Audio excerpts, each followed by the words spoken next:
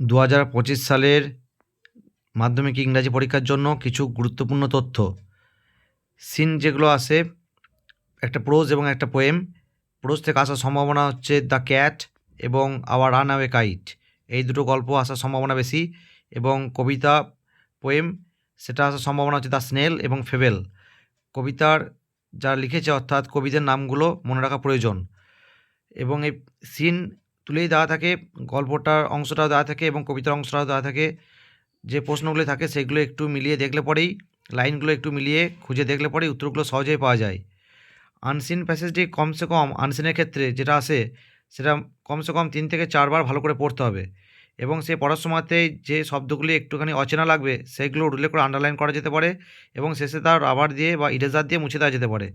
সেই যেগুলো অচেনা শব্দ সেইগুলোর অর্থগুলো বোঝার জন্য গোটা প্যাসেজটি ভালো করে পড়তে হবে এবং সেই লাইনটা থেকে মানেটা বুঝে নেওয়ার চেষ্টা করতে হবে যে সে অচেনা শব্দগুলির মানে কী হতে পারে। এই ভোকাবুলারি থেকে 8 নাম্বার থাকে, 4 দুগুণে 8 নাম্বার, এটা অনেকটাই নম্বর। এই নম্বরটা পাওয়ার জন্য প্যাসেজটি খুব ভালো করে পড়া প্রয়োজন। এবং ট্রু ফলসের ক্ষেত্রে সাপোর্টিং স্টেটমেন্ট চাওয়া হয়, কিন্তু ট্রু ফলসটা যদি ঠিক না হয়, কিন্তু যদি সাপোর্টিং স্টেটমেন্ট ঠিক হয় তাহলে কিন্তু নম্বর পাওয়া যায় না। আগে ট্রু ফলসটা ঠিক হতে হবে এবং তারপর সাপোর্টিং স্টেটমেন্ট ঠিক হলে পরে নম্বরটা পাওয়া যায়। এবার শুধু ট্রু ফলস ঠিক হলেও নম্বর পাওয়া যায়, সেক্ষেত্রে সাপোর্টিং স্টেটমেন্ট যদি ভুল হয় সেক্ষেত্রেও ট্রু ফলসের জন্য নম্বরটা পাওয়া যাবে। এবং গ্রামারের ক্ষেত্রে দেখতে হবে যে গ্রামার করার সময় খুব সতর্কভাবে করতে হবে, একটুখানি ভুল হলেই গ্রামার নম্বরটা পাওয়া যায় না। এবং যে ফ্রেজাল ভার্ব থাকে সেই ফ্রেজাল ভার্বের ফর্মগুলো চেঞ্জ করতে হতে পারে, কখনো কন্টিনিউয়াস টেন্সে হতে পারে, কখনো পাস্ট ফর্মে হতে পারে। সেই জন্য ফ্রেজাল ভার্বের যে ফর্মগুলো সেগুলো চেঞ্জ করতে হতে পারে। এবং রাইটিংয়ের সময় 30 নম্বর থাকে, যদি স্টোরি রাইটিং আসে তার জন্য একটা টাইটেল এবং একটা মোরাল দিতে হবে।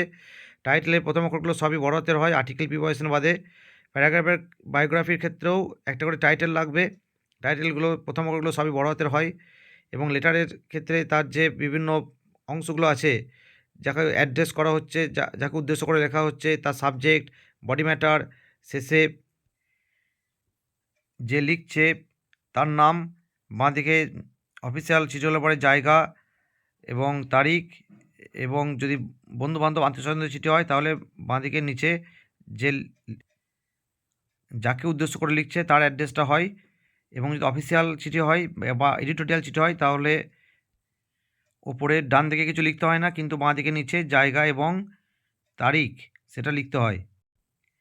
রাইটিংয়ের ক্ষেত্রেও পার্ট মার্কিং থাকে, তাই একদম ছেড়ে না এসে যতটা পারা যায়, যেগুলো পয়েন্ট তো দেওয়াই থাকে, স্টোরির ক্ষেত্রে পয়েন্ট দেওয়া থাকে, প্যারাগ্রাফের ক্ষেত্রেও কিছু পয়েন্ট দেওয়া থাকে, বায়োগ্রাফির ক্ষেত্রেও পয়েন্ট থাকে, তা লিখে আসার চেষ্টা করতে হবে। এবং যেটা লেখা হবে সেটা যেন তার টেন্সগুলো, তার যেন ফরমেশনটা, সেটা যেন স্ট্রাকচারটা যেন ঠিক থাকে, তাহলে পরে পার্ট মার্কিংও অনেকটা নম্বর পাওয়া যায়।